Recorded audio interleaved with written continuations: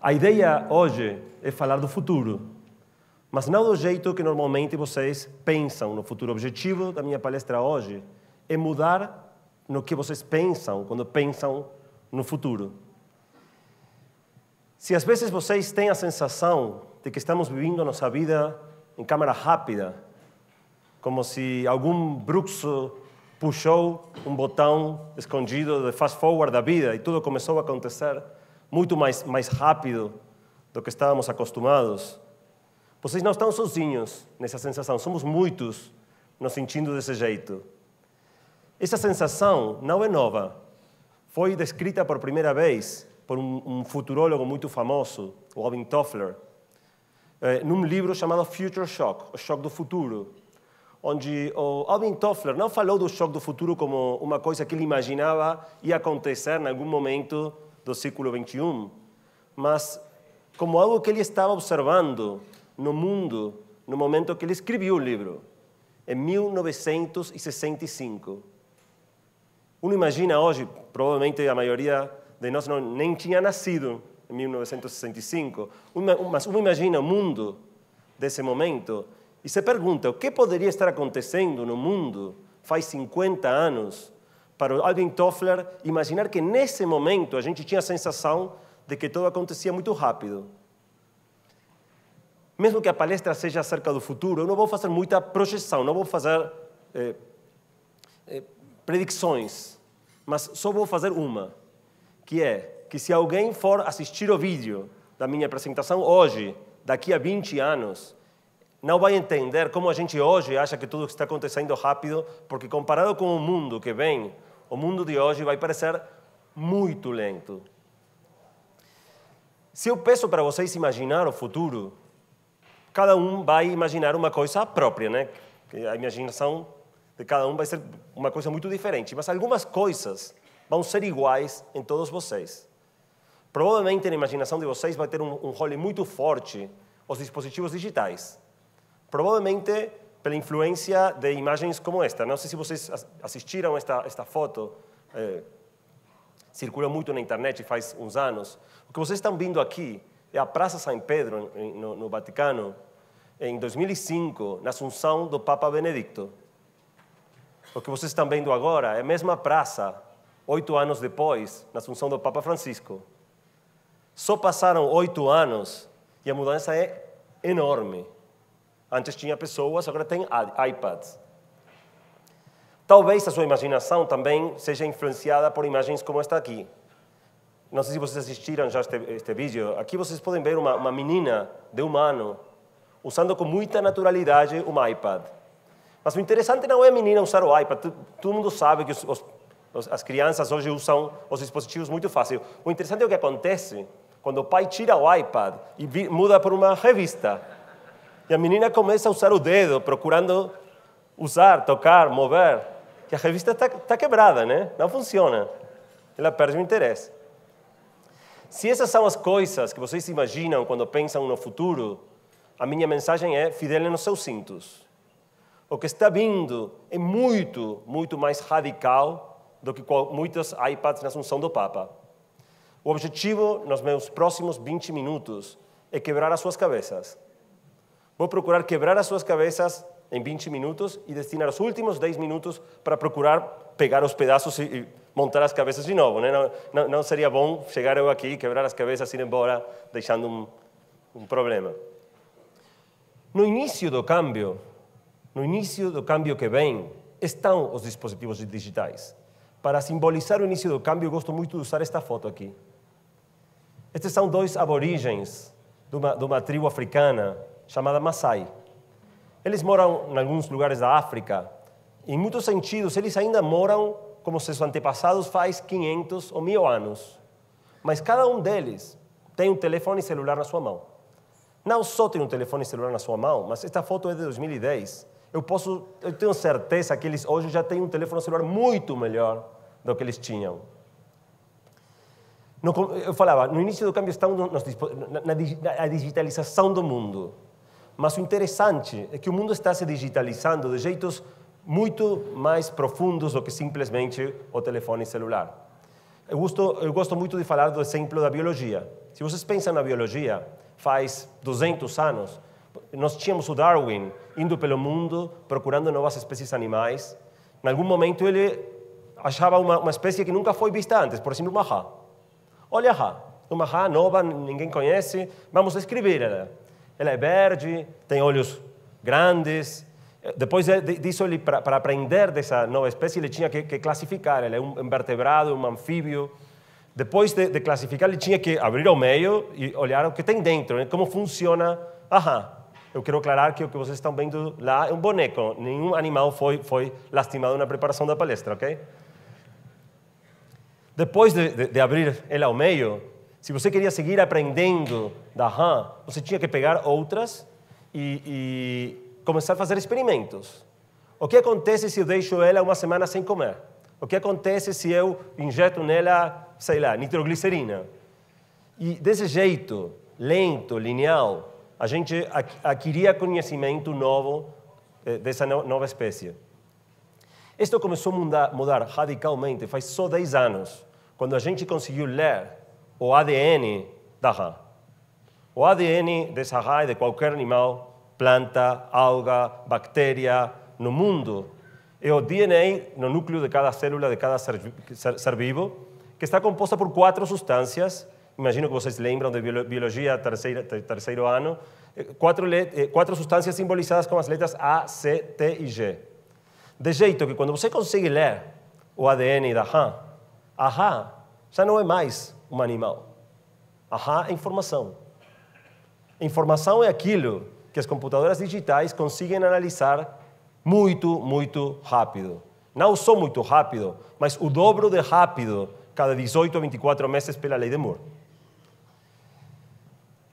E isso não acontece só com a biologia. Eu usei a biologia como exemplo, mas no momento que você consegue usar uma pulseira para capturar os seus signos vitais, os seus hábitos, a sua saúde, e convertir a sua saúde em informação digital, também são computadores que agora podem começar a analisar os seus hábitos e propor como melhorar a sua saúde.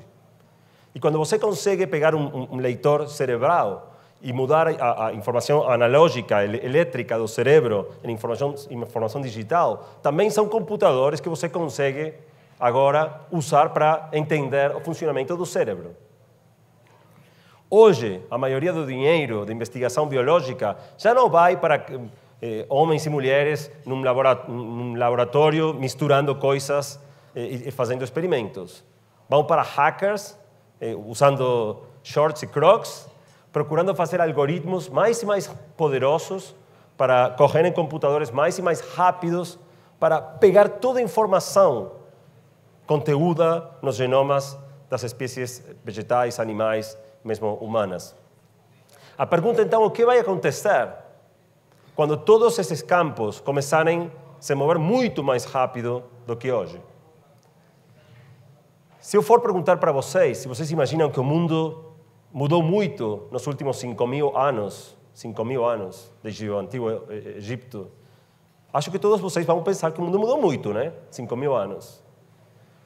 Uma das coisas principais que eu quero falar para vocês hoje é que nos últimos 5.000 anos o mundo não mudou nada.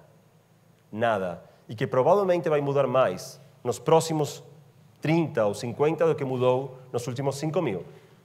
Para ilustrar isso, eu gosto de comparar 2 pessoas. Imaginem uma pessoa que morou faz 5.000 anos no antigo Egito com um ser humano contemporâneo. Eu peguei um qualquer, por exemplo.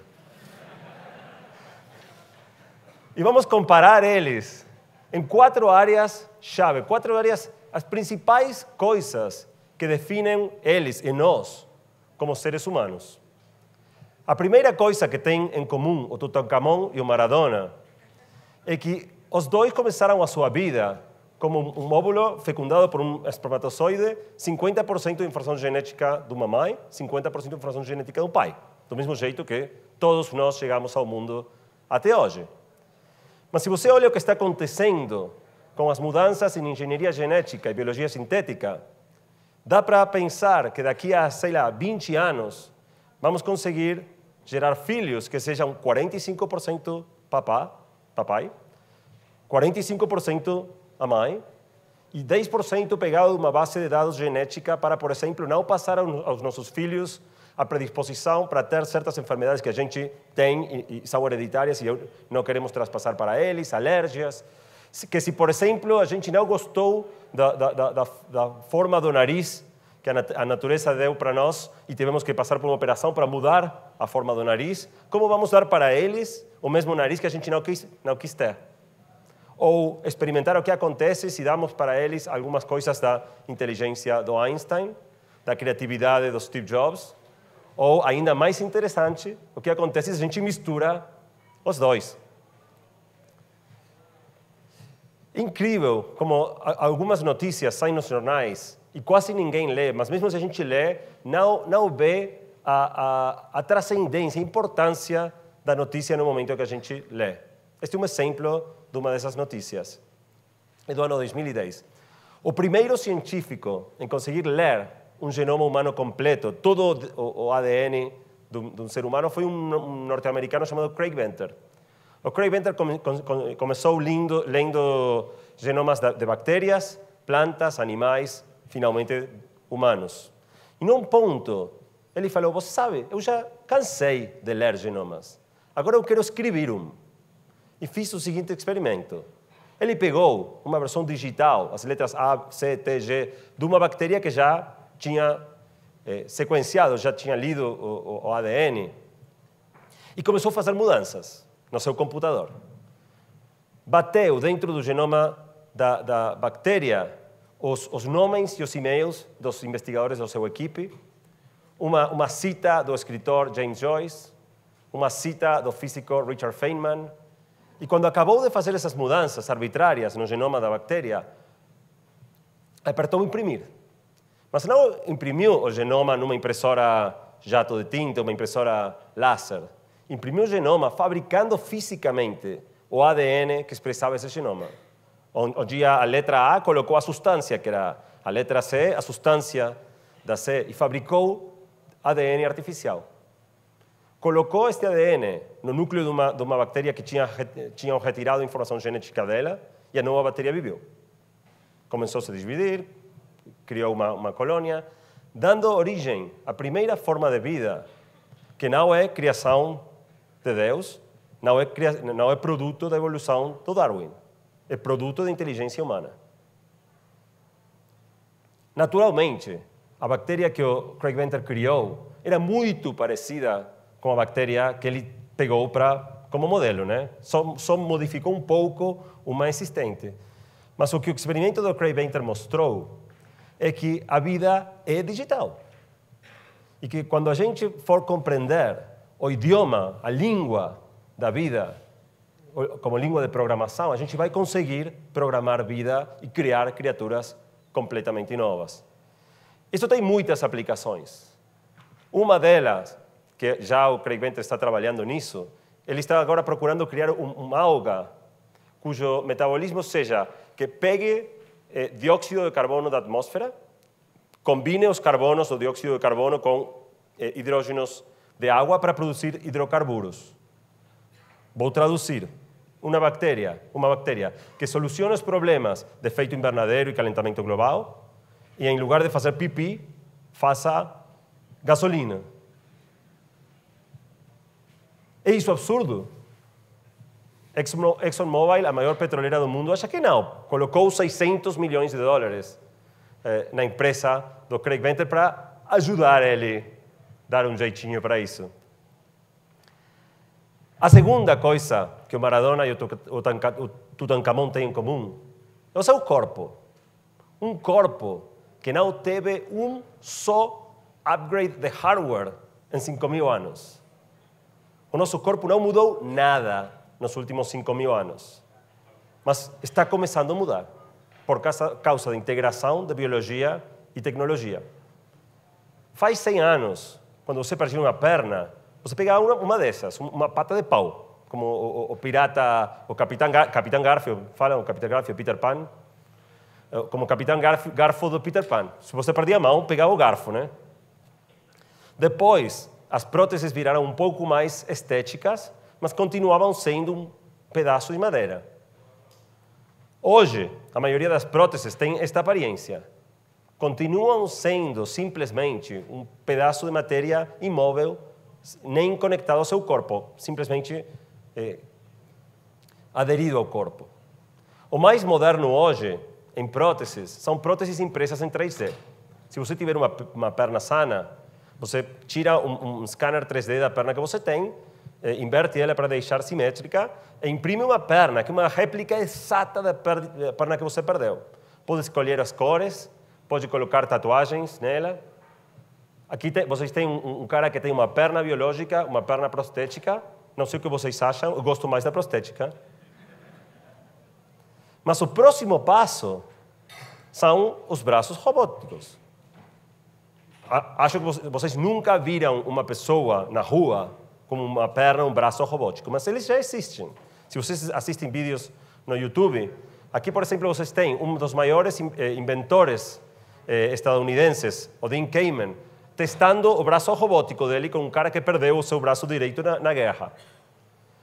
Esse braço está conectado diretamente aos nervos do antebraço. Não tem joystick escondido em lugar nenhum.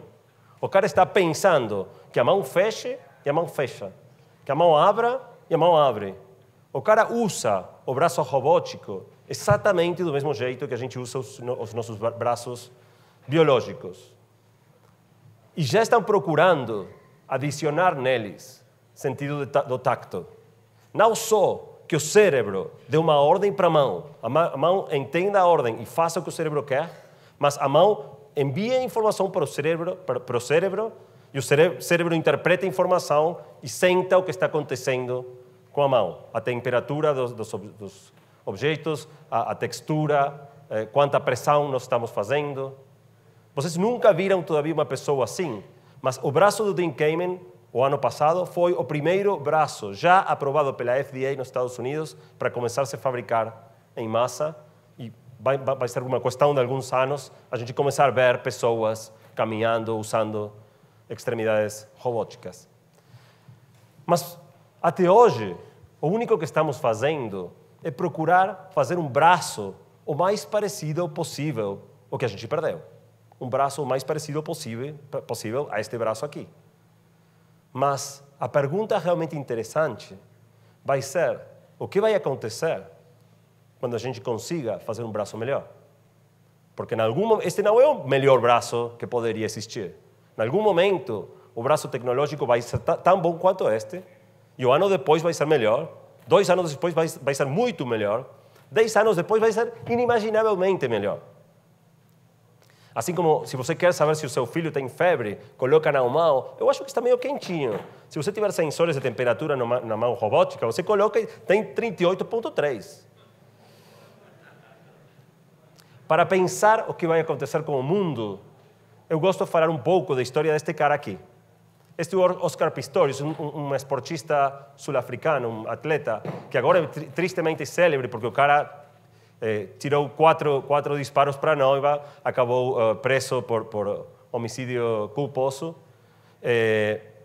Mas de qualquer jeito, o cara já era famoso antes, porque foi o primeiro atleta portador de deficiência que planteou que ele queria concorrer nos Jogos Olímpicos.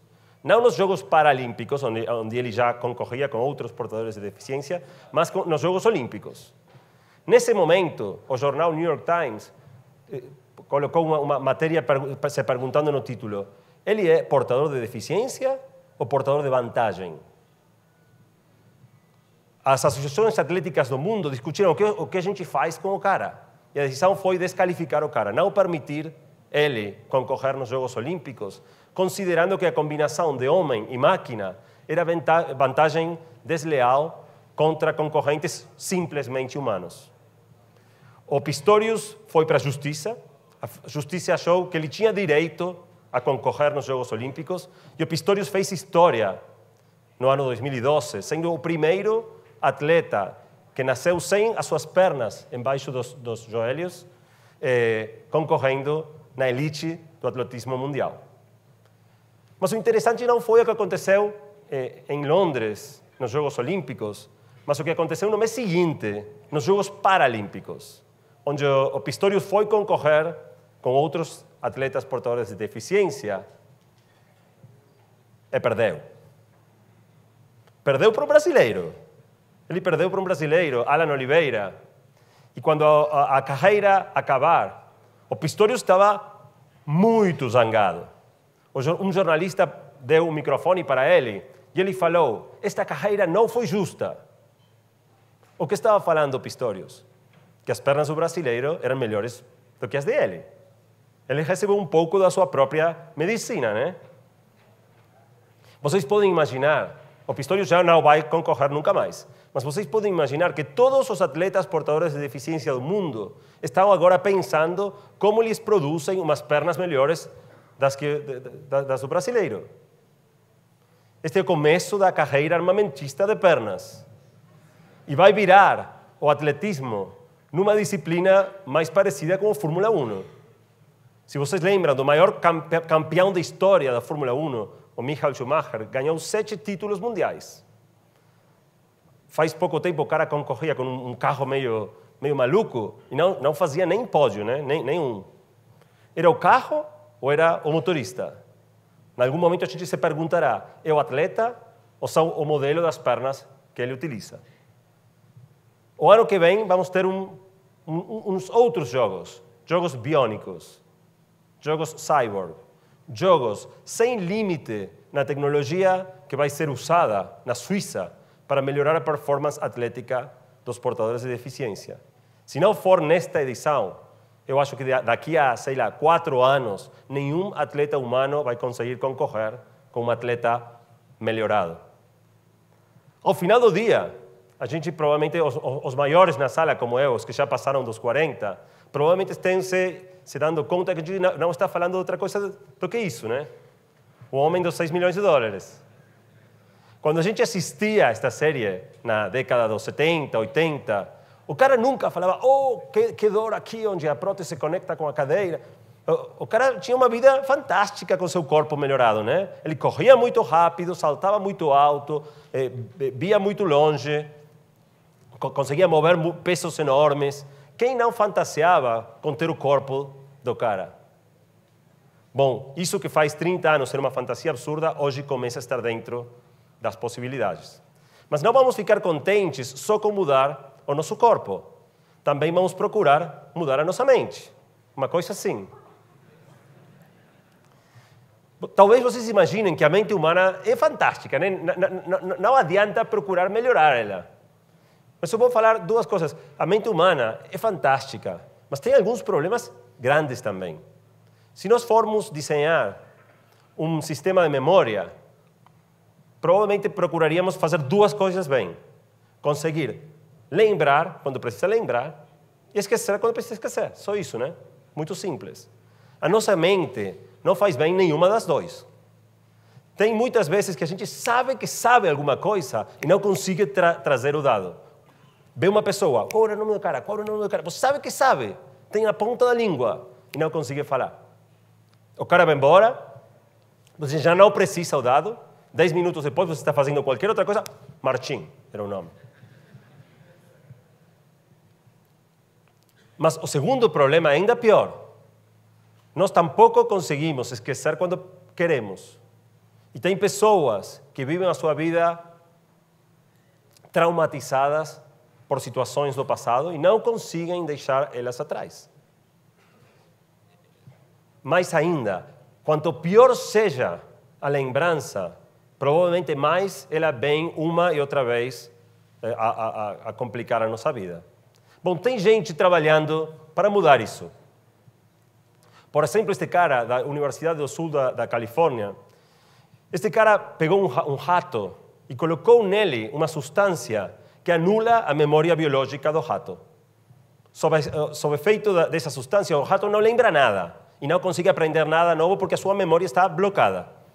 Quando a memória biológica está bloqueada, o cara conectou no cérebro dele uma prótese de memória externa, um disco rígido, um pendrive. E o rato começou não a lembrar o anterior, mas a aprender coisas novas, armazenando informação na prótese de memória externa. Mesmo assim, quando o rato, a substância foi embora e o rato recuperou a memória biológica dele, os ratos que continuavam tendo uma prótese externa tinham muita melhor memória do que os ratos sem prótese. O último experimento do cara é colocar a prótese de memória já com conteúdo, para diretamente o rato saber, no momento que a prótese conectar, o rato aprende tudo o que a prótese já tem. Vocês imaginam que o primeiro passo para todo mundo acabar tendo, daqui a pouco, um porto USB port aqui atrás da orelha e conseguir conectar 3 TB de memória, ou, melhor ainda, 3 TB de memória com toda a Wikipedia já pré-carregada, né? O seguinte experimento foi feito por um brasileiro, o Miguel Nicolelis. Não sei se vocês conhecem ele. O Miguel Nicolelis, um cientista brasileiro, o que ele fez foi pegar um rato aqui no Brasil e treinar ele para uma coisa muito simples. Colocou ele numa caixinha que tem uma luz e 2 alavancas. No momento que a luz acende, se o rato puxar a alavanca direita, sai comida. Se puxar a alavanca errada, não acontece nada. Depois do treinamento, o rato aprende. No minuto que a luz acender, o rato vai rápido, puxa a alavanca correta para comer. Quando o rato já aprendeu, o Nicolelis pegou um outro rato nos Estados Unidos, numa caixinha muito similar, um rato que nunca experimentou o negócio da luz, a alavanca, não sabe nada disso. Abriu a capa dos sesos dos dois, colocou eletrodos e conectou os cérebros deles pela internet. O rato nos Estados Unidos entrou na caixinha, a luz acendeu e o rato foi direitinho apertar a alavanca correta, usando informação armazenada no cérebro do outro rato. É o primeiro experimento de colocar cérebros em rede, ou fazer comunicação cérebro a cérebro, ou transmitir conhecimento de um cérebro para outro. A última coisa que tem em comum o Maradona e o Tutankhamon é que os dois nasceram, cresceram, envelheceram, como eu falo isso? Viraram velhos e acabaram morrendo. Maradona não morreu ainda, mas vai morrer, né? Ou não? Hoje tem cientistas procurando extender a vida humana, mas não extender um pouco, que em lugar da gente morrer a, sei lá, 82, acabe morrendo aos 85, mas extender a vida humana de maneira radical. Porque ao final do dia, a mais lenta de todas as tecnologias somos nós. A expectativa de vida humana quase não mudou nos últimos 2.000 anos. Já o Platão, no ano 2800, faz 2.800 anos, o cara viveu até os 80. Na antiga Grécia, se você conseguia não morrer na infância ou não ir a brigar com os espartanos, você acaba morrendo aos 80 anos do mesmo jeito que hoje. O segredo para isso é que o nosso corpo é fantástico se reparando. Com o passo do tempo, o corpo vai se deteriorando, mas é muito bom reparando. Se você vê esta menina este mês, e vê ela no próximo mês, o seu corpo vai parecer igual. Mas não é realmente igual. Se você deixa passar suficiente tempo, ela muda muito. O corpo envelhece. O envelhecimento não é envelhecimento, a palavra? Como? Envelhecimento não é uma enfermidade. É simplesmente o processo de deterioro do nosso corpo, pelos mecanismos dele de reparação serem imperfeitos. Se a gente for conseguir perfeccionar os mecanismos de reparação, a pele do próximo mês não seria quase igual a de hoje, seria exatamente igual a de hoje. E se for exatamente igual a de hoje, seria igual em um mês, 100 meses, 1000 meses, 1 milhão de meses. A gente quebraria esta conexão que existe hoje entre quanto tempo faz que a gente está no mundo e qual o grau de deterioro do corpo. Conseguir ler o genoma humano está permitindo gerar tratamentos que já não estão procurando curar enfermidades. Estão procurando reparar o corpo melhor do que o próprio corpo se repara a si mesmo. Deixar o corpo, simplesmente quebrar a vinculação entre o passo do tempo e o deterioro do organismo. Parte deles com células-mãe. Mas mesmo se a gente não for conseguir perfeccionar a reparação para manter o corpo sempre jovem, sempre há chance de reemplaçar partes, né? Como a gente faz com os carros. Este cara aqui, não sei se vocês assistem palestras TED, no TED.com. Este cara, numa palestra TED, é um cientista americano, Anthony Atala. Ele imprime rins. Ele pega tecido renal de um paciente que precisa um rim, coloca ele num bioreactor, multiplica a quantidade de células renais, e quando tem suficiente quantidade de células renais, ele imprime um rim. Não qualquer rim, seu rim. O rim da pessoa que precisa o órgão para implantar. Ninguém foi ainda transplantado com um órgão tão complexo como um rim, nenhum ser humano, mas o primeiro transplante de rim em ratos foi feito faz 1 ano e meio e funcionou.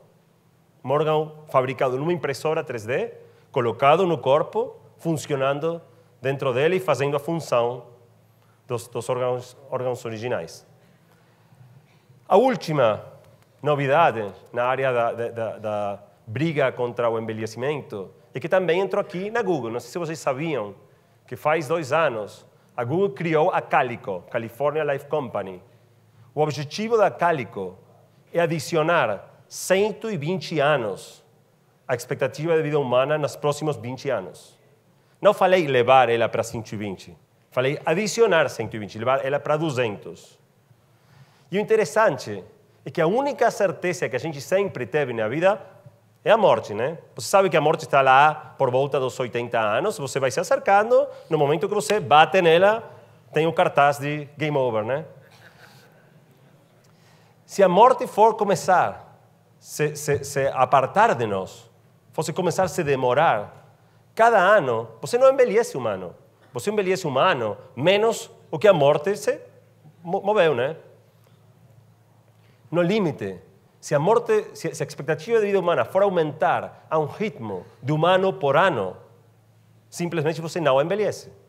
Você tem sempre os mesmos anos na frente, ou até, se for se mover mais rápido ainda, você pode ter cada vez mais tempo para frente. Eu prometi que ia quebrar as suas cabeças, tomara tinha cumprido a minha promessa. Quero agora procurar pensar o que a gente faz. Porque desde que eu investigo todos estes assuntos, eu mudo permanentemente entre a fascinação e o pânico, né? E quero fechar compartilhando com vocês 4 coisas que eu acho vão ser fundamentais para conseguir viver de um bom jeito no mundo que vem. A primeira delas, no mundo que vem, vai ser mais preciso do que nunca entender muito bem onde a gente está parada. Mas não do jeito que faziam os antigos mapas, mostrando um mundo estático. Este é um mundo que se move muito rápido. Entender onde a gente está não é só entender onde está hoje, mas onde vai estar amanhã, em 2 anos, em 4 anos, em 8 anos, etc. É inacreditável quantas pessoas, quantas empresas, quantos governos ainda fazem as decisões de médio e longo prazo como se o contexto for estático, sem nenhum exercício sério de perspectiva. Um exemplo, ainda hoje tem muitas pessoas escolhendo a carreira na universidade, tem aqui tradutor público, carreira para traduzir, né? Se você escolhe hoje essa carreira, entre fazer o vestibular, entrar na universidade, cursar a carreira, graduação e procurar emprego, é uma decisão há 6, 7 anos. Se nós olhamos o que está acontecendo hoje com a tradução, em 6 ou 7 anos, a absurda maioria das traduções vão ser feitas com software. Estas são pessoas escolhendo hoje uma carreira universitária que para o momento deles acabar a carreira, a profissão já não vai existir. Já tem um monte de profissões que já não existem hoje, mas tem pessoas escolhendo sem saber que estão simplesmente jogando seu futuro ao lixo. Isto não acontece só para decisões ruins no plano pessoal, mas também, por exemplo, os governos. Vamos tomar um exemplo da Argentina.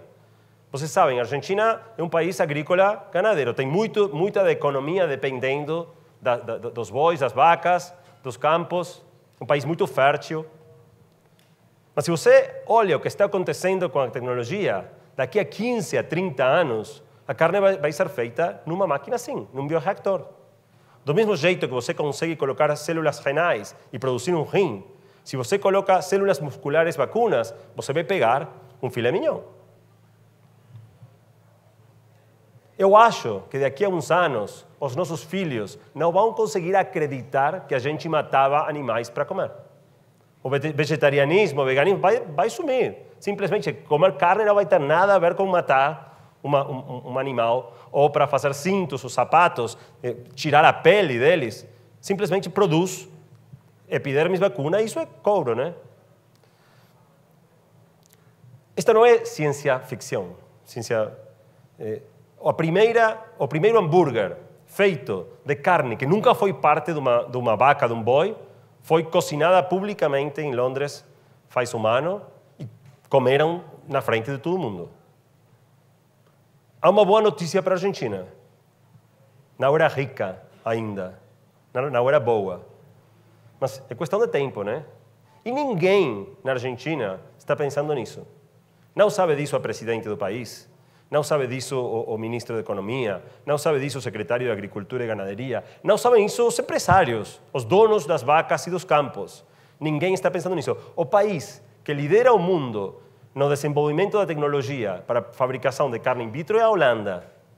Um país que quase nem território para a ganaderia tem.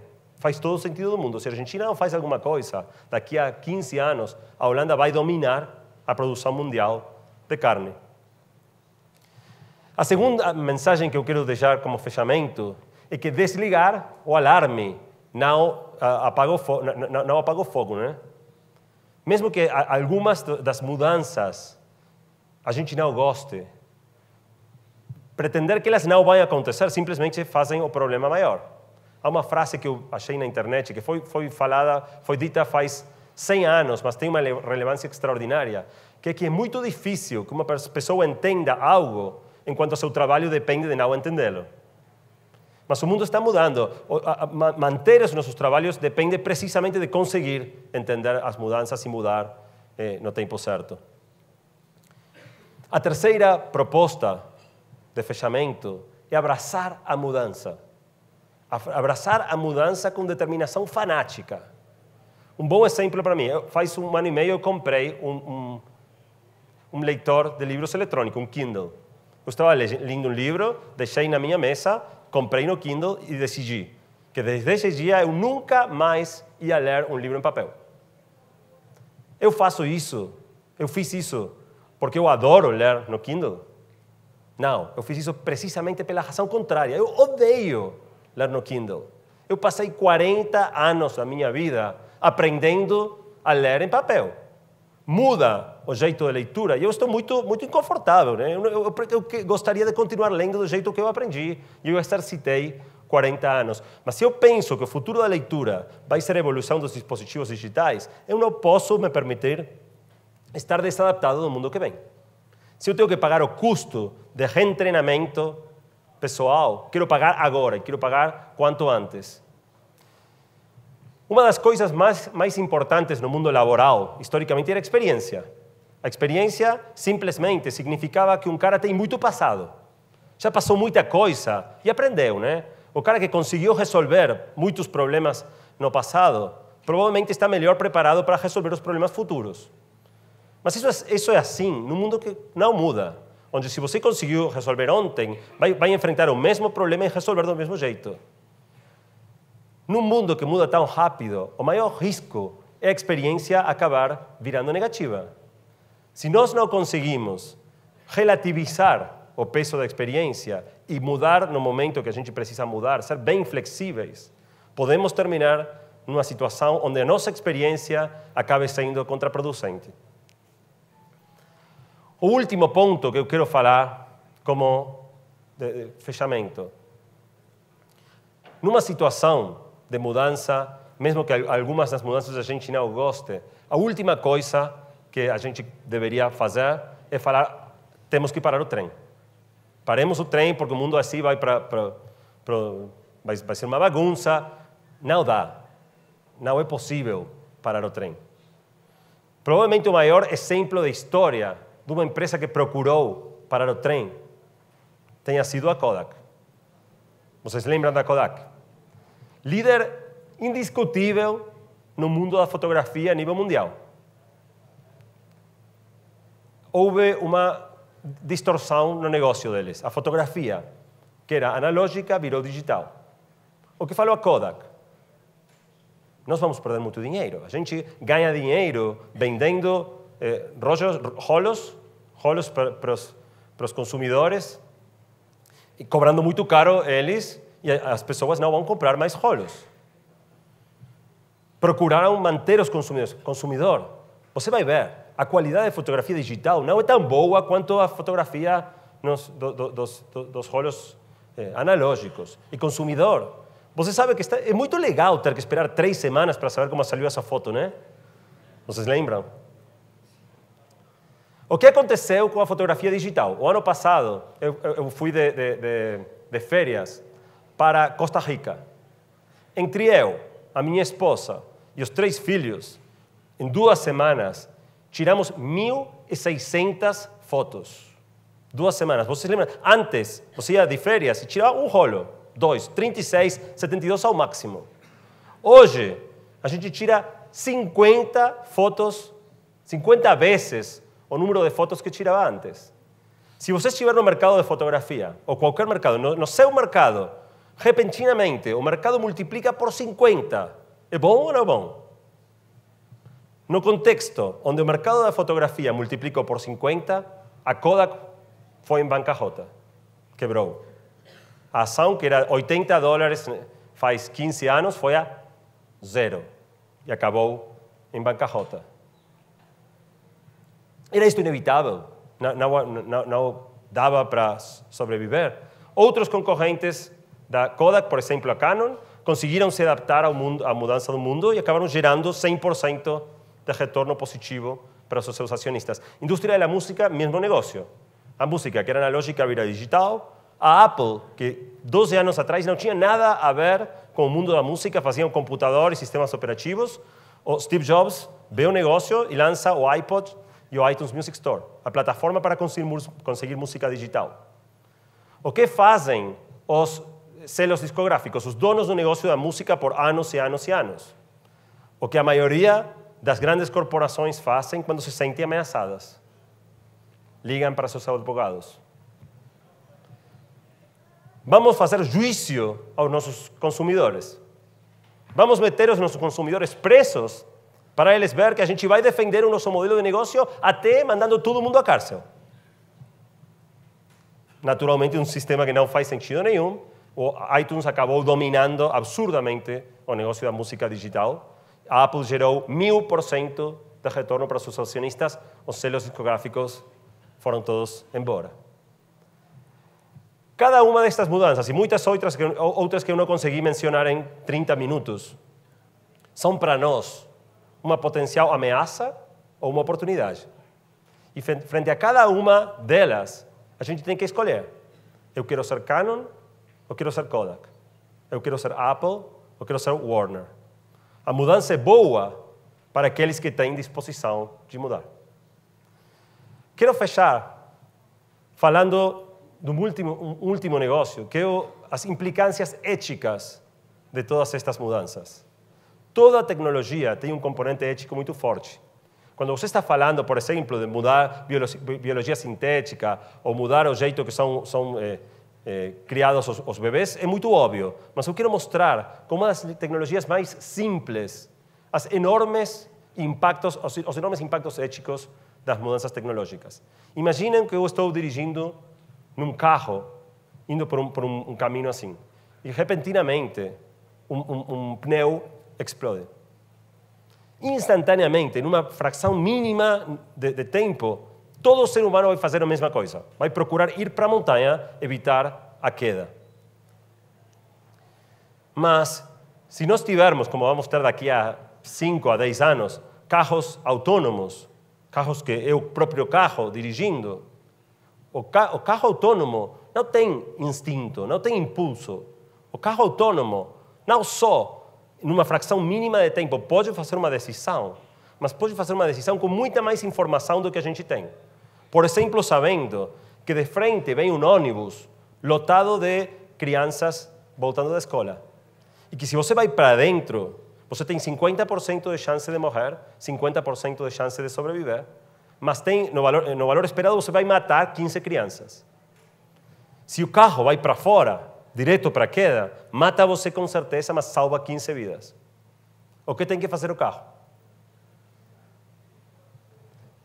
Uma outra pergunta. Vocês subiriam a um carro sabendo que a sua própria vida não é a primeira prioridade do carro e que o carro vai os matar se precisa para salvar 15 crianças?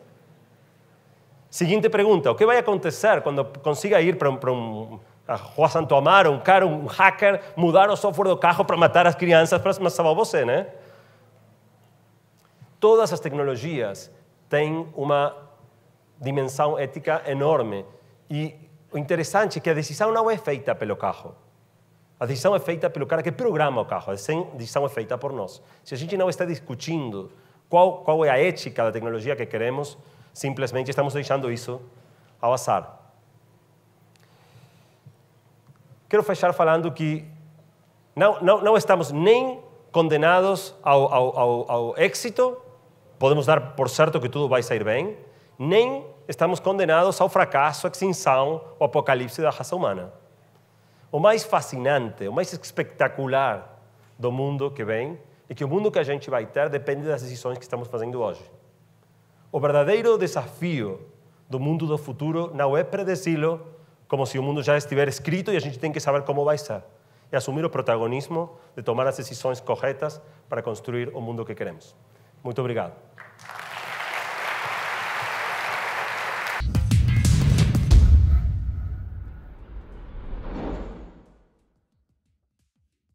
Todo mundo tem defeito.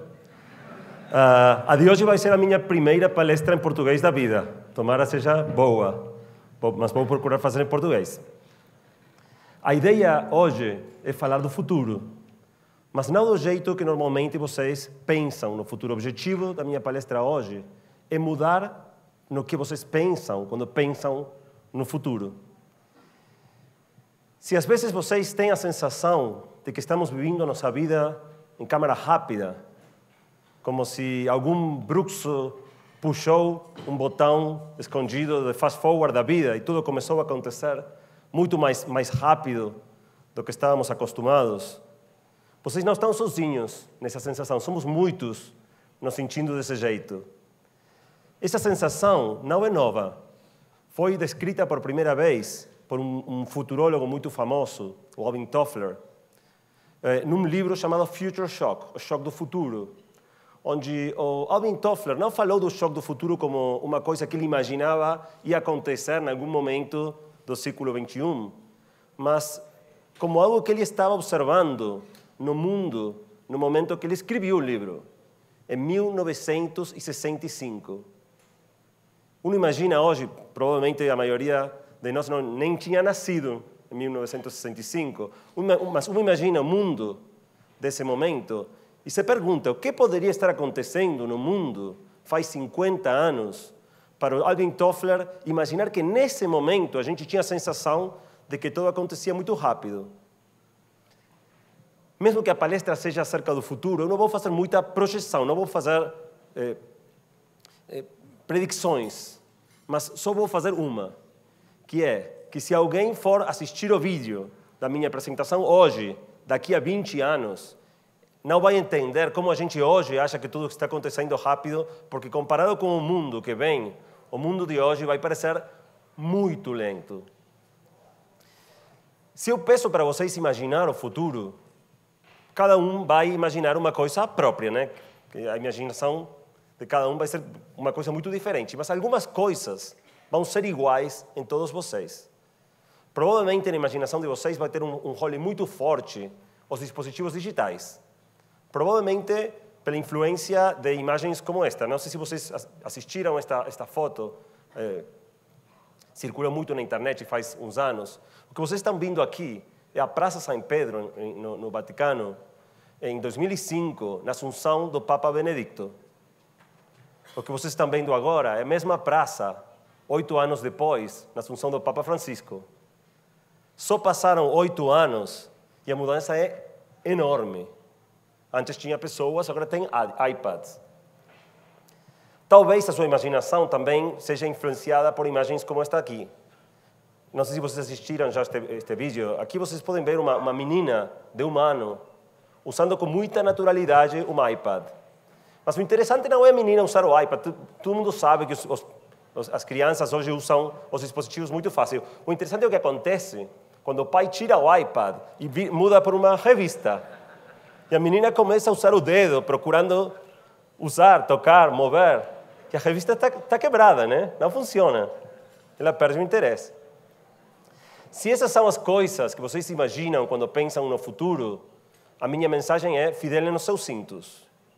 O que está vindo é muito, muito mais radical do que muitos iPads na Assunção do Papa. O objetivo, nos meus próximos 20 minutos, é quebrar as suas cabeças. Vou procurar quebrar as suas cabeças em 20 minutos e destinar os últimos 10 minutos para procurar pegar os pedaços e montar as cabeças de novo. Né? Não seria bom chegar eu aqui, quebrar as cabeças e ir embora, deixando um problema. No início do cambio que vem, estão os dispositivos digitais. Para simbolizar o início do cambio, eu gosto muito de usar esta foto aqui. Estes são dois aborígenes de uma tribo africana chamada Maasai. Eles moram em alguns lugares da África. Em muitos sentidos, eles ainda moram como seus antepassados faz 500 ou 1000 anos. Mas cada um deles tem um telefone celular na sua mão. Não só tem um telefone celular na sua mão, mas esta foto é de 2010. Eu tenho certeza que eles hoje já têm um telefone celular muito melhor do que eles tinham. Eu falava, no início do cambio estamos na digitalização do mundo. Mas o interessante é que o mundo está se digitalizando de jeitos muito mais profundos do que simplesmente o telefone celular.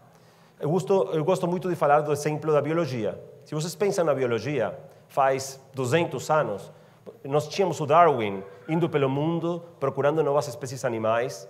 Em algum momento ele achava uma espécie que nunca foi vista antes, por exemplo, uma rã. Olha a rã, uma rã nova, ninguém conhece, vamos descrever ela. Ela é verde, tem olhos grandes. Depois disso, para aprender dessa nova espécie, ele tinha que classificar. Ela é um invertebrado, um anfíbio. Depois de classificar, ele tinha que abrir ao meio e olhar o que tem dentro, né? Como funciona a rã. Eu quero aclarar que o que vocês estão vendo lá é um boneco. Nenhum animal foi lastimado na preparação da palestra, ok? Depois de abrir ela ao meio, se você queria seguir aprendendo da rã, você tinha que pegar outras e começar a fazer experimentos. O que acontece se eu deixo ela uma semana sem comer? O que acontece se eu injeto nela, sei lá, nitroglicerina? E desse jeito, lento, linear, a gente adquiria conhecimento novo dessa nova espécie. Isto começou a mudar radicalmente faz só 10 anos, quando a gente conseguiu ler o ADN da rã. O ADN dessa rã e de qualquer animal, planta, alga, bactéria, no mundo, é o DNA no núcleo de cada célula de cada ser vivo, que está composta por 4 substâncias. Imagino que vocês lembram de biologia, terceiro ano. 4 substâncias simbolizadas com as letras A, C, T e G. De jeito que quando você consegue ler o ADN da rã, a rã já não é mais um animal. A rã é informação. Informação é aquilo que as computadoras digitais conseguem analisar muito, muito rápido. Não só muito rápido, mas o dobro de rápido cada 18 ou 24 meses pela lei de Moore. E isso não acontece só com a biologia. Eu usei a biologia como exemplo, mas no momento que você consegue usar uma pulseira para capturar os seus signos vitais, os seus hábitos, a sua saúde, e convertir a sua saúde em informação digital, também são computadores que agora podem começar a analisar os seus hábitos e propor como melhorar a sua saúde.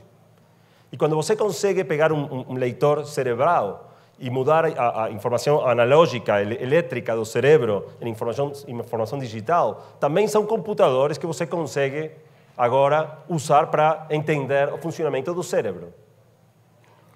Hoje, a maioria do dinheiro de investigação biológica já não vai para homens e mulheres num laboratório misturando coisas e fazendo experimentos.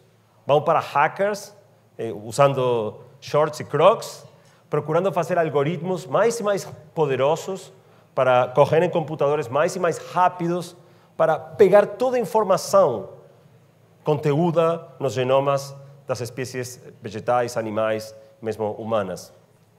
A pergunta, então, o que vai acontecer quando todos esses campos começarem a se mover muito mais rápido do que hoje?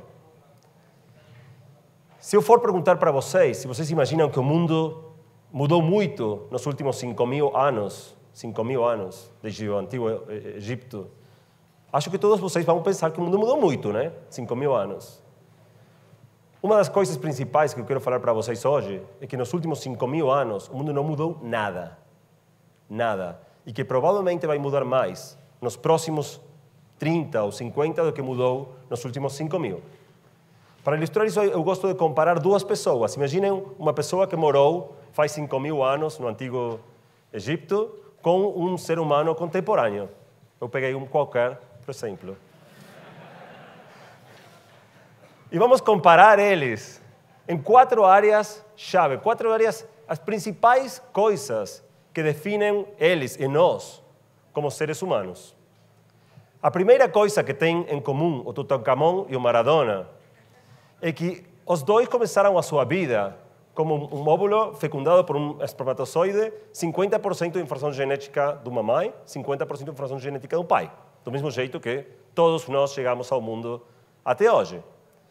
Mas se você olha o que está acontecendo com as mudanças em engenharia genética e biologia sintética, dá para pensar que daqui a, 20 anos, vamos conseguir gerar filhos que sejam 45% papai, 45% a mãe, e 10% pegado de uma base de dados genética para, por exemplo, não passar aos nossos filhos a predisposição para ter certas enfermidades que a gente tem e são hereditárias e não queremos traspassar para eles, alérgias.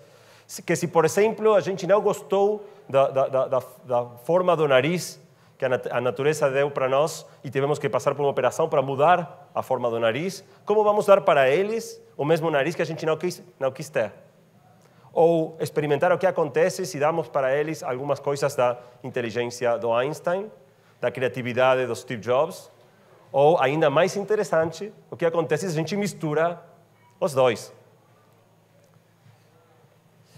Incrível como algumas notícias saem nos jornais e quase ninguém lê, mas mesmo se a gente lê, não vê a transcendência, a importância da notícia no momento que a gente lê. Este é um exemplo de uma dessas notícias. É do ano 2010.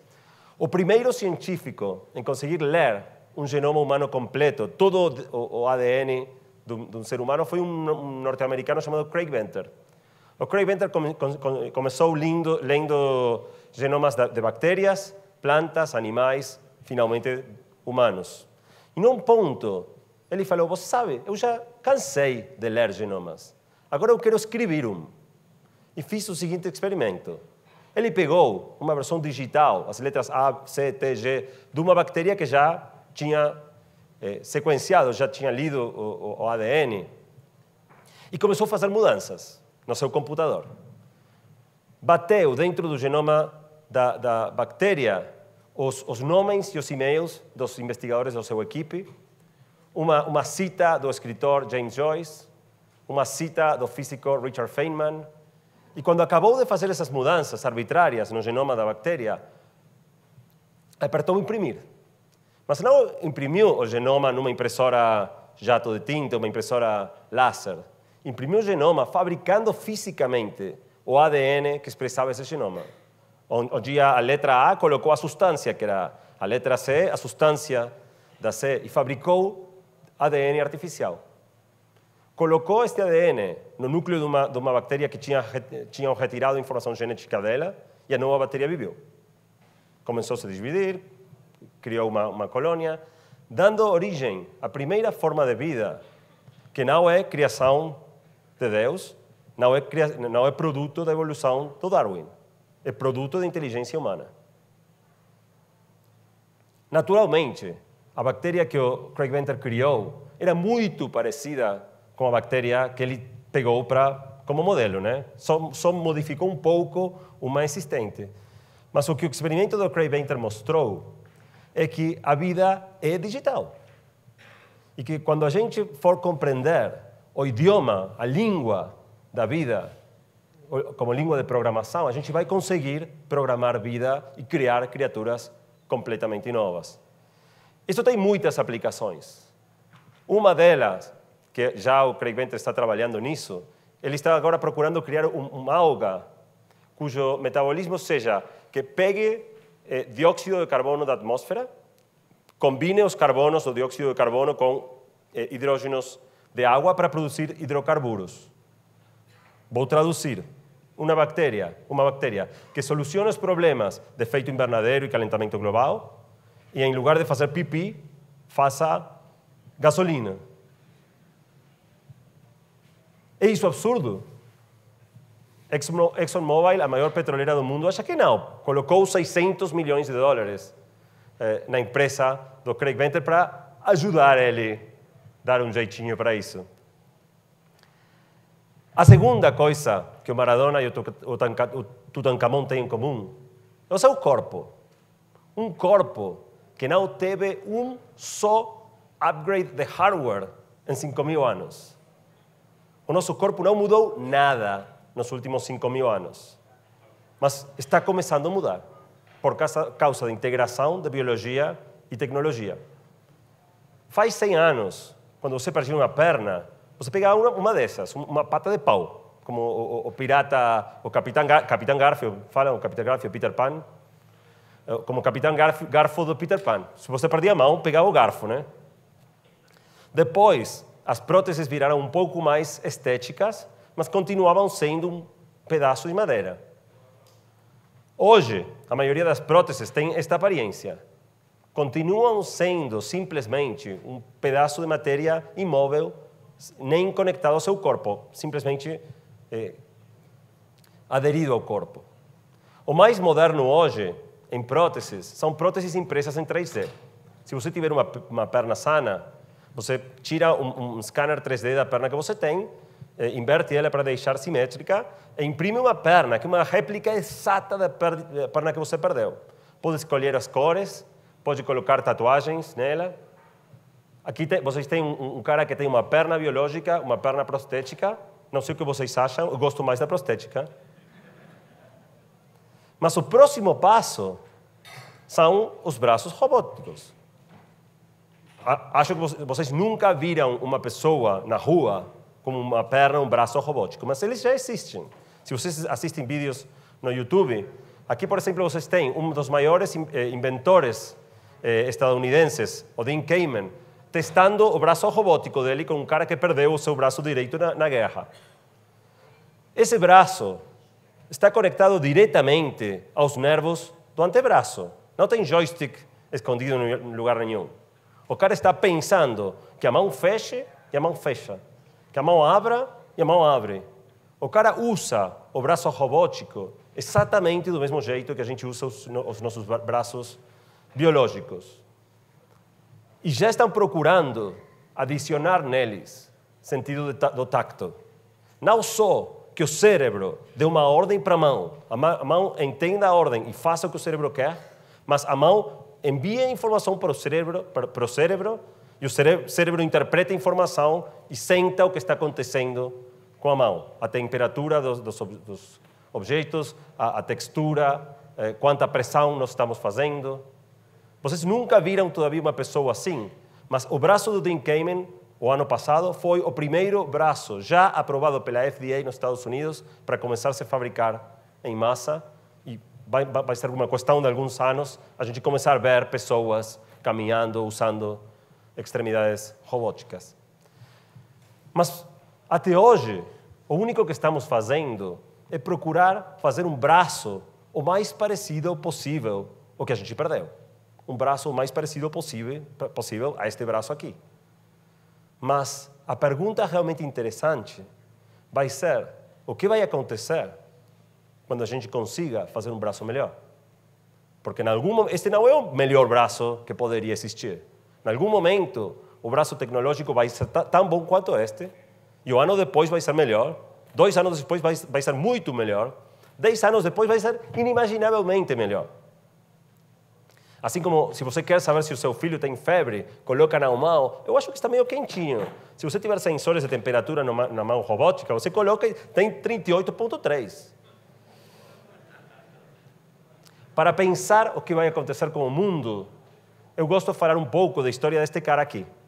Este Oscar Pistorius, um esportista sul-africano, um atleta, que agora é tristemente célebre, porque o cara tirou quatro disparos para a noiva, acabou preso por homicídio culposo. Mas, de qualquer jeito, o cara já era famoso antes, porque foi o primeiro atleta portador de deficiência que planteou que ele queria concorrer nos Jogos Olímpicos. Não nos Jogos Paralímpicos, onde ele já concorria com outros portadores de deficiência, mas nos Jogos Olímpicos. Nesse momento, o jornal New York Times colocou uma matéria se perguntando no título: ele é portador de deficiência ou portador de vantagem? As associações atléticas do mundo discutiram o que a gente faz com o cara. E a decisão foi descalificar o cara, não permitir ele concorrer nos Jogos Olímpicos, considerando que a combinação de homem e máquina era vantagem desleal contra concorrentes simplesmente humanos. O Pistorius foi para a justiça achou que ele tinha direito a concorrer nos Jogos Olímpicos, e o Pistorius fez história no ano 2012, sendo o primeiro atleta que nasceu sem as suas pernas embaixo dos joelhos, concorrendo na elite do atletismo mundial. Mas o interessante não foi o que aconteceu em Londres, nos Jogos Olímpicos, mas o que aconteceu no mês seguinte, nos Jogos Paralímpicos, onde o Pistorius foi concorrer com outros atletas portadores de deficiência e perdeu. Perdeu para o brasileiro. Ele perdeu para um brasileiro, Alan Oliveira.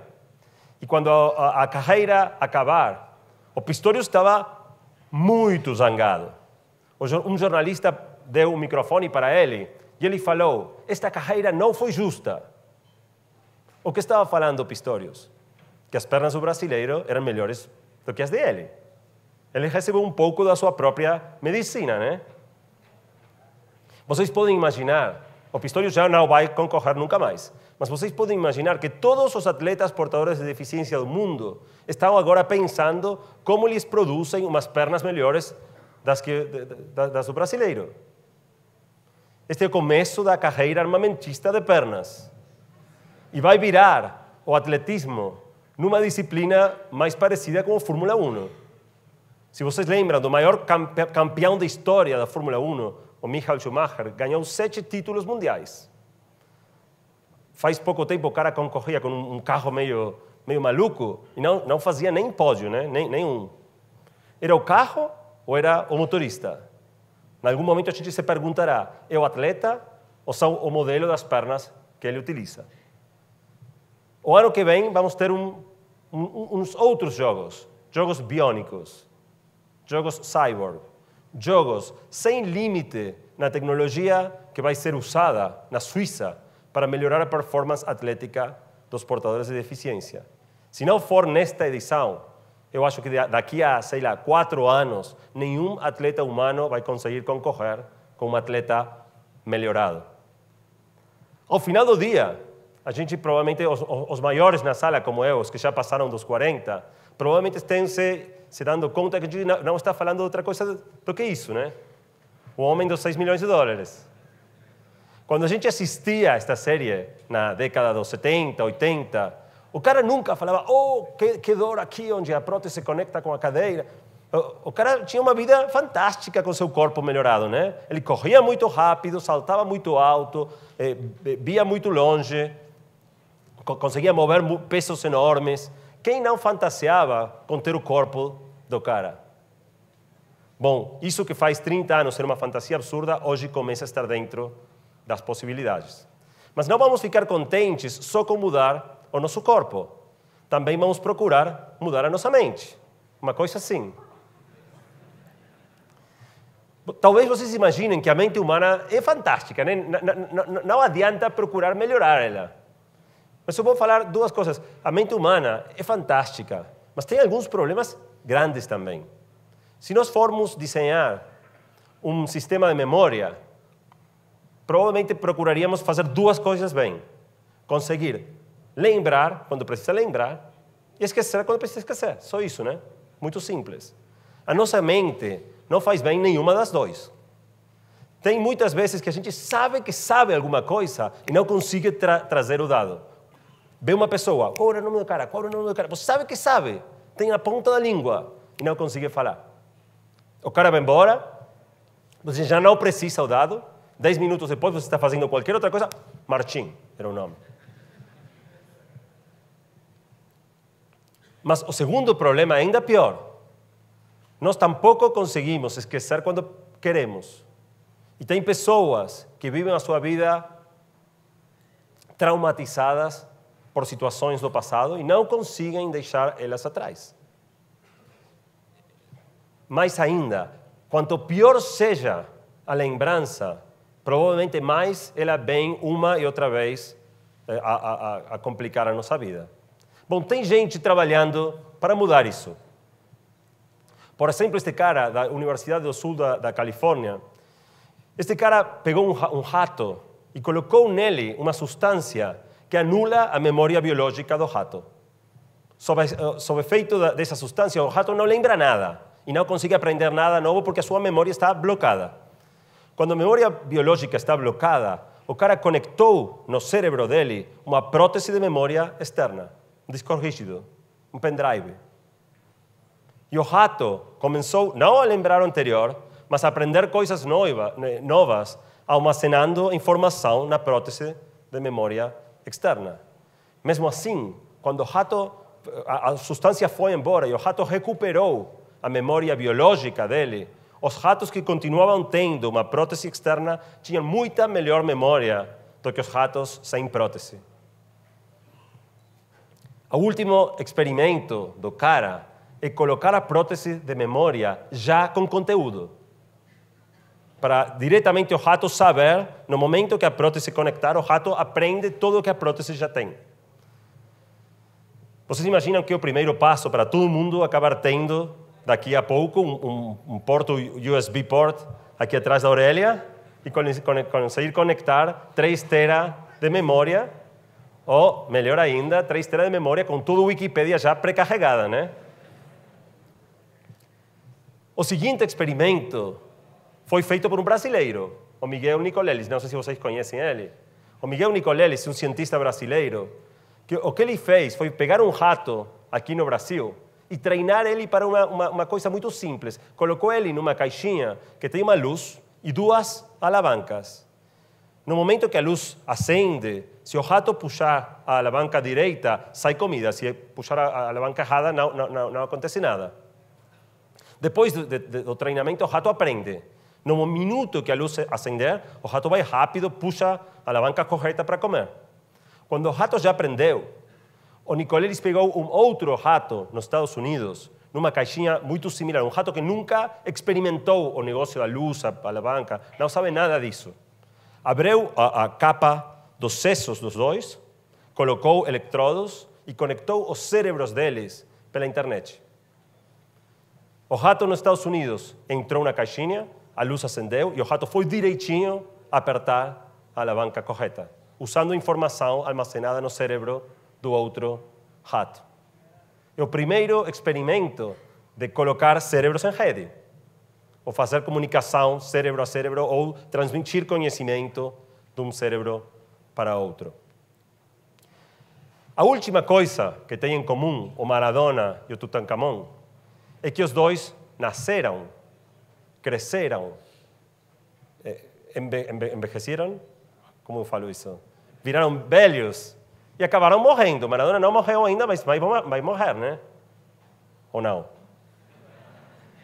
Hoje tem cientistas procurando extender a vida humana, mas não extender um pouco, que em lugar da gente morrer a, sei lá, 82, acabe morrendo aos 85, mas extender a vida humana de maneira radical. Porque ao final do dia, a mais lenta de todas as tecnologias somos nós. A expectativa de vida humana quase não mudou nos últimos 2000 anos. Já o Platão, no ano 2800, faz 2800 anos, o cara viveu até os 80. Na antiga Grécia, se você conseguia não morrer na infância ou não ir a brigar com os espartanos, você acaba morrendo aos 80 anos do mesmo jeito que hoje. O segredo para isso é que o nosso corpo é fantástico se reparando. Com o passo do tempo, o corpo vai se deteriorando, mas é muito bom reparando. Se você vê esta menina este mês, e vê ela no próximo mês, o seu corpo vai parecer igual. Mas não é realmente igual. Se você deixa passar suficiente tempo, ela muda muito. O corpo envelhece. O envelhecimento não é envelhecimento, a palavra? Como envelhecimento não é uma enfermidade. É simplesmente o processo de deterioro do nosso corpo, pelos mecanismos dele de reparação serem imperfeitos. Se a gente for conseguir perfeccionar os mecanismos de reparação, a pele do próximo mês não seria quase igual a de hoje, seria exatamente igual a de hoje. E se for exatamente igual a de hoje, seria igual em um mês, 100 meses, 1000 meses, 1 milhão de meses. A gente quebraria esta conexão que existe hoje entre quanto tempo faz que a gente está no mundo e qual o grau de deterioro do corpo. Conseguir ler o genoma humano está permitindo gerar tratamentos que já não estão procurando curar enfermidades. Estão procurando reparar o corpo melhor do que o próprio corpo se repara a si mesmo. Deixar o corpo, simplesmente quebrar a vinculação entre o passo do tempo e o deterioro do organismo. Parte deles com células-mãe. Mas mesmo se a gente não for conseguir perfeccionar a reparação para manter o corpo sempre jovem, sempre há chance de reemplaçar partes, né? Como a gente faz com os carros. Este cara aqui, não sei se vocês assistem palestras TED, no TED.com. Este cara, numa palestra TED, é um cientista americano, Anthony Atala. Ele imprime rins. Ele pega tecido renal de um paciente que precisa um rim, coloca ele num bioreactor, multiplica a quantidade de células renais, e quando tem suficiente quantidade de células renais, ele imprime um rim. Não qualquer rim, seu rim. O rim da pessoa que precisa o órgão para implantar. Ninguém foi ainda transplantado com um órgão tão complexo como um rim, nenhum ser humano, mas o primeiro transplante de rim em ratos foi feito faz 1 ano e meio e funcionou. Um órgão fabricado numa impressora 3D, colocado no corpo, funcionando dentro dele e fazendo a função dos órgãos originais. A última novidade na área da briga contra o envelhecimento é que também entrou aqui na Google. Não sei se vocês sabiam que faz 2 anos a Google criou a Calico, California Life Company. O objetivo da Calico é adicionar 120 anos à expectativa de vida humana nos próximos 20 anos. Não falei levar ela para 120, falei adicionar 120, levar ela para 200. E o interessante é que a única certeza que a gente sempre teve na vida é a morte, né? Você sabe que a morte está lá por volta dos 80 anos, você vai se acercando, no momento que você bate nela, tem o cartaz de Game Over, né? Se a morte for começar se apartar de nós, fosse começar a se demorar, cada ano você não envelhece humano. Você envelhece humano menos o que a morte se moveu, né? No limite, se a expectativa de vida humana for aumentar a um ritmo de humano por ano, simplesmente você não envelhece. Você tem sempre os mesmos anos na frente, ou até, se for se mover mais rápido ainda, você pode ter cada vez mais tempo para frente. Eu prometi que ia quebrar as suas cabeças, tomara tinha cumprido a minha promessa. Quero agora procurar pensar o que a gente faz. Porque desde que eu investigo todos estes assuntos, eu mudo permanentemente entre a fascinação e o pânico, né? E quero fechar compartilhando com vocês 4 coisas que eu acho vão ser fundamentais para conseguir viver de um bom jeito no mundo que vem. A primeira delas, no mundo que vem, vai ser mais preciso do que nunca entender muito bem onde a gente está parada. Mas não do jeito que faziam os antigos mapas, mostrando um mundo estático. Este é um mundo que se move muito rápido. Entender onde a gente está não é só entender onde está hoje, mas onde vai estar amanhã, em 2 anos, em 4 anos, em 8 anos, etc. É inacreditável quantas pessoas, quantas empresas, quantos governos ainda fazem as decisões de médio e longo prazo como se o contexto for estático, sem nenhum exercício sério de perspectiva. Um exemplo, ainda hoje tem muitas pessoas escolhendo a carreira na universidade, tem aqui tradutor público, carreira para traduzir, né? Se você escolhe hoje essa carreira, entre fazer o vestibular, entrar na universidade, cursar a carreira, graduação e procurar emprego, é uma decisão há 6, 7 anos. Se nós olhamos o que está acontecendo hoje com a tradução, em 6 ou 7 anos, a absurda maioria das traduções vão ser feitas com software. Estas são pessoas escolhendo hoje uma carreira universitária que para o momento deles acabar a carreira, a profissão já não vai existir.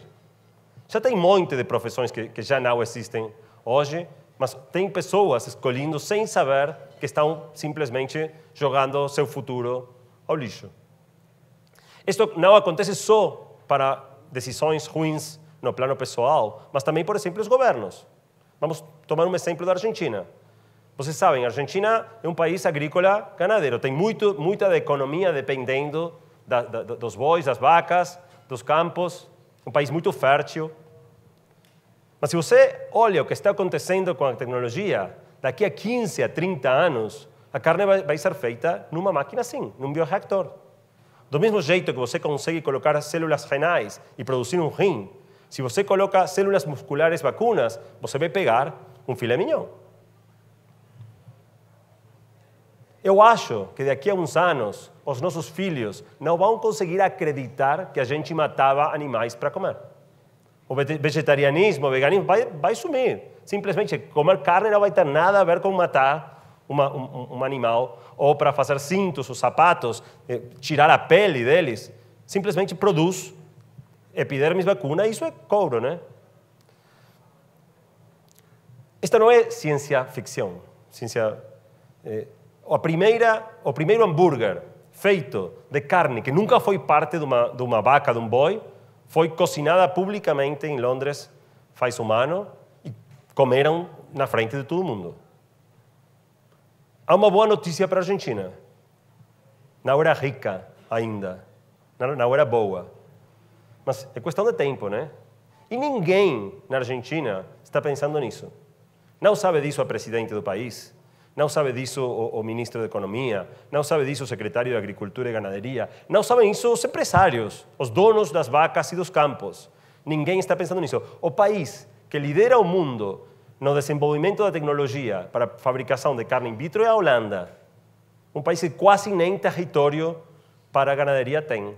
Faz todo o sentido do mundo. Se a Argentina não faz alguma coisa, daqui a 15 anos, a Holanda vai dominar a produção mundial de carne.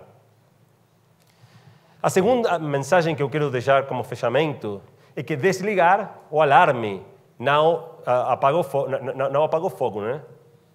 Mesmo que algumas das mudanças a gente não goste, pretender que elas não vão acontecer simplesmente fazem o problema maior. Há uma frase que eu achei na internet que foi dita faz 100 anos, mas tem uma relevância extraordinária, que é muito difícil que uma pessoa entenda algo enquanto o seu trabalho depende de não entendê-lo. Mas o mundo está mudando. Manter os nossos trabalhos depende precisamente de conseguir entender as mudanças e mudar no tempo certo. A terceira proposta de fechamento é abraçar a mudança. Abraçar a mudança com determinação fanática. Um bom exemplo para mim, faz 1 ano e meio eu comprei um leitor de livros eletrônicos, um Kindle. Eu estava lendo um livro, deixei na minha mesa, comprei no Kindle e decidi, que desde esse dia eu nunca mais ia ler um livro em papel. Eu fiz isso porque eu adoro ler no Kindle? Não, eu fiz isso precisamente pela razão contrária. Eu odeio ler no Kindle. Eu passei 40 anos da minha vida aprendendo a ler em papel. Muda o jeito de leitura e eu estou muito inconfortável, né? Eu gostaria de continuar lendo do jeito que eu aprendi e eu exercitei 40 anos. Mas se eu penso que o futuro da leitura vai ser a evolução dos dispositivos digitais, eu não posso me permitir estar desadaptado do mundo que vem. Se eu tenho que pagar o custo de retreinamento pessoal, quero pagar agora, quero pagar quanto antes. Uma das coisas mais importantes no mundo laboral, historicamente, era a experiência. A experiência, simplesmente, significava que um cara tem muito passado. Já passou muita coisa e aprendeu, né? O cara que conseguiu resolver muitos problemas no passado, provavelmente está melhor preparado para resolver os problemas futuros. Mas isso é assim, num mundo que não muda. Onde se você conseguiu resolver ontem, vai enfrentar o mesmo problema e resolver do mesmo jeito. Num mundo que muda tão rápido, o maior risco é a experiência acabar virando negativa. Se nós não conseguimos relativizar o peso da experiência e mudar no momento que a gente precisa mudar, ser bem flexíveis, podemos terminar numa situação onde a nossa experiência acabe sendo contraproducente. O último ponto que eu quero falar como fechamento. Numa situação de mudança, mesmo que algumas das mudanças a gente não goste, a última coisa que a gente deveria fazer é falar, temos que parar o trem. Paremos o trem porque o mundo assim vai ser uma bagunça. Não dá. Não é possível parar o trem. Provavelmente o maior exemplo da história de uma empresa que procurou parar o trem tenha sido a Kodak. Vocês lembram da Kodak? Líder indiscutível no mundo da fotografia a nível mundial.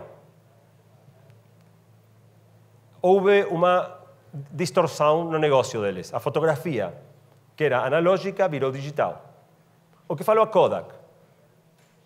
Nós vamos perder muito dinheiro. A gente ganha dinheiro vendendo rolos para os consumidores e cobrando muito caro eles, e as pessoas não vão comprar mais rolos. Procuraram manter os consumidores. Você vai ver, a qualidade de fotografia digital não é tão boa quanto a fotografia dos rolos analógicos. E consumidor, você sabe que é muito legal ter que esperar 3 semanas para saber como saiu essa foto, né? Vocês lembram? O que aconteceu com a fotografia digital? O ano passado, eu fui de férias para Costa Rica. Entre eu, a minha esposa e os 3 filhos, em 2 semanas, tiramos 1.600 fotos. 2 semanas. Vocês lembram? Antes, você ia de férias e tirava um rolo, 2, 36, 72 ao máximo. Hoje, a gente tira 50 fotos, 50 vezes o número de fotos que tirava antes. Se você estiver no mercado de fotografia, ou qualquer mercado, no seu mercado, repentinamente, o mercado multiplica por 50. É bom ou não é bom? No contexto onde o mercado da fotografia multiplicou por 50, a Kodak foi em bancarrota. Quebrou. A ação, que era $80 faz 15 anos, foi a 0. E acabou em bancarrota. Era isto inevitável. Não dava para sobreviver. Outros concorrentes da Kodak, por exemplo, a Canon, conseguiram se adaptar à mudança do mundo e acabaram gerando 100% de retorno positivo para os seus acionistas. Indústria da música, mesmo negócio. A música, que era analógica, vira digital. A Apple, que 12 anos atrás não tinha nada a ver com o mundo da música, faziam computadores e sistemas operativos. O Steve Jobs vê o negócio e lança o iPod e o iTunes Music Store, a plataforma para conseguir música digital. O que fazem os selos discográficos, os donos do negócio da música por anos e anos e anos? O que a maioria das grandes corporações fazem quando se sentem ameaçadas. Ligam para seus advogados. Vamos fazer juízo aos nossos consumidores. Vamos meter os nossos consumidores presos para eles ver que a gente vai defender o nosso modelo de negócio até mandando todo mundo à cárcel. Naturalmente, um sistema que não faz sentido nenhum.